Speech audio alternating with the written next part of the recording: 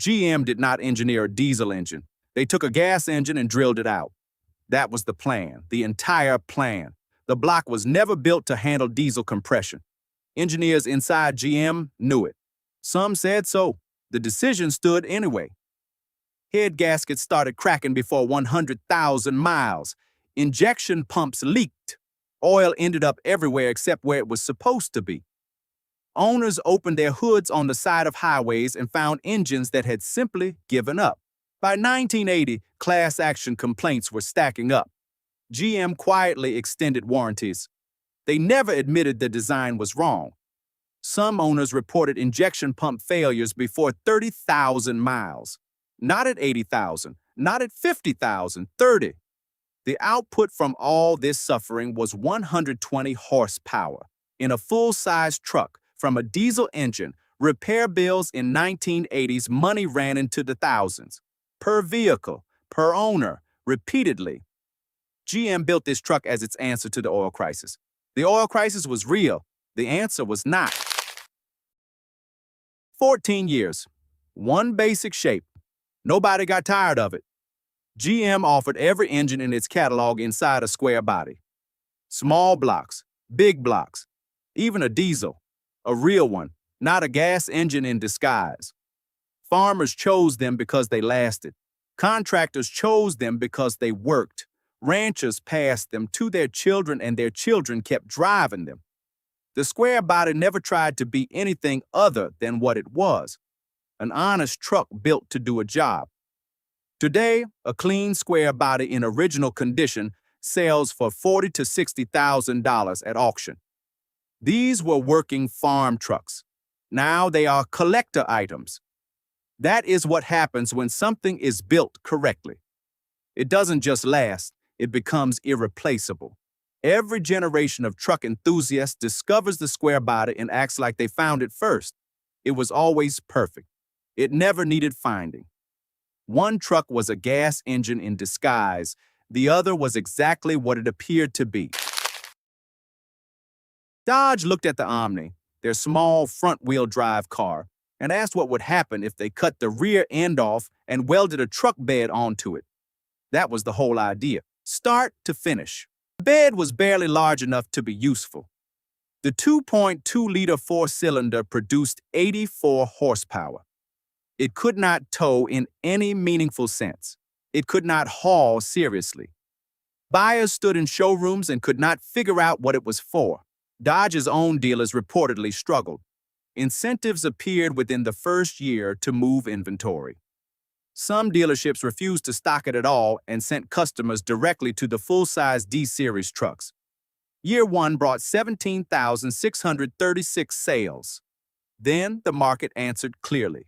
Sales collapsed. After 3 model years, Dodge ended production and never mentioned it again. There is a version of this story where a compact car truck finds a niche audience and survives. The Rampage is not that version. Federal regulations in 1978 were strangling American horsepower. Catalytic converters were mandatory. Emissions limits were tightening.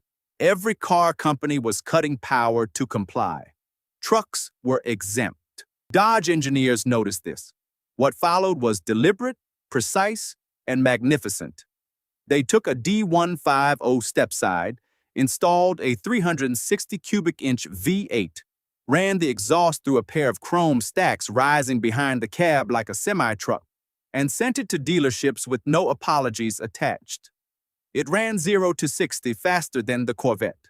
The Corvette in 1978, in the middle of what automotive historians call the malaise era. It sold out. Of course it did. Men who had watched Detroit kill their favorite engines for a decade walked into showrooms and found a truck that had somehow escaped. Dodge found the one road the government hadn't closed. They drove it at full throttle. One truck couldn't figure out what it was, the other knew exactly what it was and was unashamed of every inch of it. Someone at Cadillac had an idea. Take a Cadillac Fleetwood station wagon, cut off the rear body, weld a truck bed onto the frame, call it a premium vehicle. That person apparently had influence because it reached the production proposal stage. The finished result looked like two separate vehicles that had been involved in an accident and then combined by someone working quickly. The front was a Cadillac. The back was not quite anything. The proportions made no sense from any angle. It was underpowered for its size. It was impractical as a truck.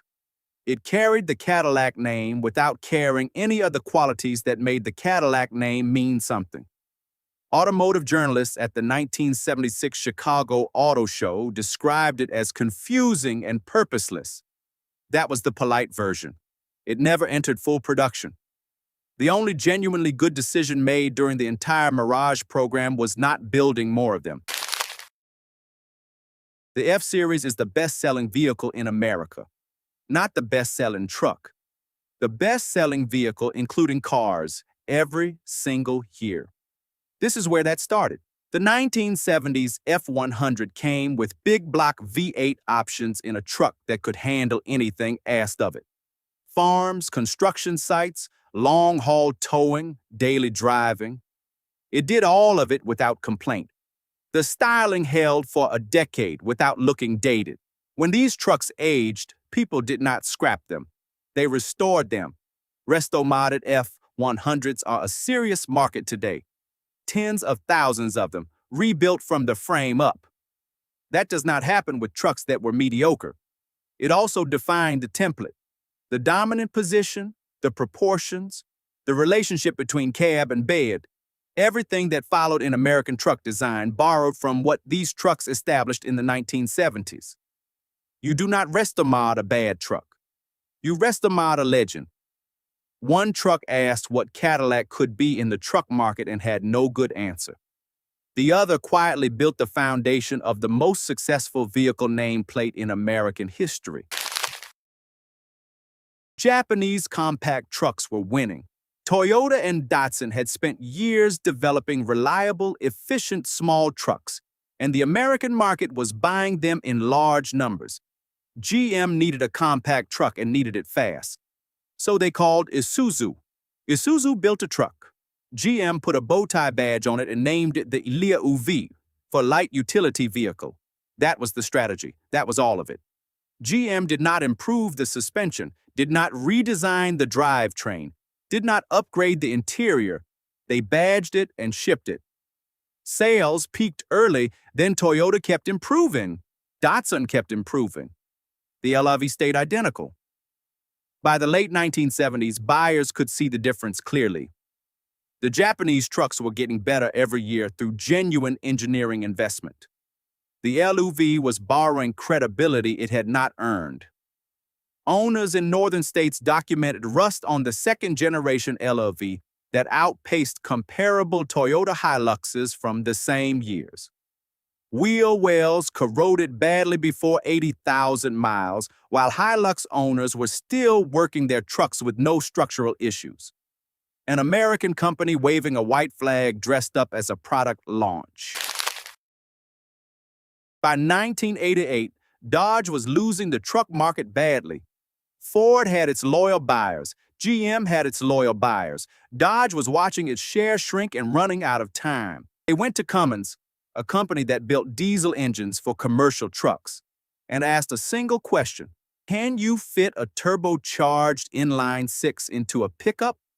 The answer was yes. The 1989 Ram Cummins produced 160 horsepower and 400 pound-feet of torque. Those torque numbers did not exist in the pickup segment. Farmers who towed heavy equipment bought them. Contractors who had been running gas trucks switched. Word spread fast. Ford and GM scrambled to respond. The diesel wars between all three American automakers, the horsepower wars, the torque wars, the towing capacity wars that still run in every truck commercial today, all of it started here. Dodge did not just survive. They created the category that defines American truck competition to this day. One company rebadged someone else's truck and hoped nobody noticed. The other bet the entire brand on one engine and changed the industry. Japan was winning the compact truck segment, and Ford needed an answer. The answer Ford chose was to call Mazda, contract them to build a truck, stamp a blue oval on the hood, and ship it to American dealerships. Mazda built a competent small truck. It was not extraordinary. Ford did nothing to make it better. No suspension development, no additional powertrain work. They sold it as though the badge was the product. A 1976 Consumer Reports evaluation ranked the Courier below both the Toyota Hilux and the Datsun 6.2 in reliability and owner satisfaction. The specific criticisms were the underpowered engine and poor parts availability outside major metropolitan areas. Owners in rural markets could not get parts without waiting weeks. Meanwhile, Toyota was investing in the Hilux with genuine engineering money. Datsun was doing the same. Both trucks were improving every year through actual development. The Courier was not improving. It was standing still while competitors ran past it. Ford replaced it with the Ranger in 1982, an actual Ford. The Courier was never mentioned again in any Ford marketing material, ever. The CJ-7 was already a legendary off-road vehicle. Jeep's engineers took that platform, extended the wheelbase, and added a proper pickup bed. They called it the CJ-8 Scrambler. It went everywhere the CJ-7 could go, which was everywhere. No other pickup could follow it. Competitors had more power on pavement and more hauling capacity in a flat field. The Scrambler had something more valuable than either. It could reach places where there was no pavement and no flat field. Owners documented the Scrambler going places that damaged or stopped every other truck that attempted them. That reputation spread without advertising. Jeep did not need to explain what it could do. People who owned them told other people. Only built from 1981 to 1985. Low volume. Clean examples today sell for prices that would surprise anyone who watched them age on working ranches. And every off-road pickup that came after, the Gladiator, the TRD Pro, all of them, exists in a world that the Scrambler helped define. One truck stood still while the competition passed it. The other set a standard nobody has fully matched since. The El Camino was once a genuine piece of American muscle, a car-truck hybrid with a V8 and real character. The early ones deserved their reputation. By 1986, it was running on a platform from the 1970s. The 305 V8 had been emissions strangled down to outputs that embarrassed the nameplate. Towing was a theoretical capability rather than a practical one. The truck market was exploding around it. The F-Series was posting record numbers, the GMCK trucks were in heavy demand, and Chevrolet was still selling this 1960s architecture to buyers who had moved on. Nobody at Chevrolet ever fully explained why they kept it in production. In 1986, the El Camino posted sales numbers that placed it among Chevrolet's 5 lowest volume vehicles. In the same year that full-size GM trucks were selling in massive numbers. The gap between what the market wanted and what the El Camino offered was visible to everyone except the people making the production decisions. It was killed in 1987.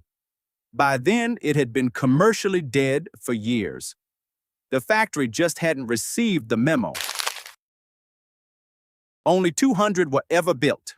Dodge took a D100 step-side, blacked out everything. Body, trim, wheels, and dropped a 440 cubic inch V8 under the hood.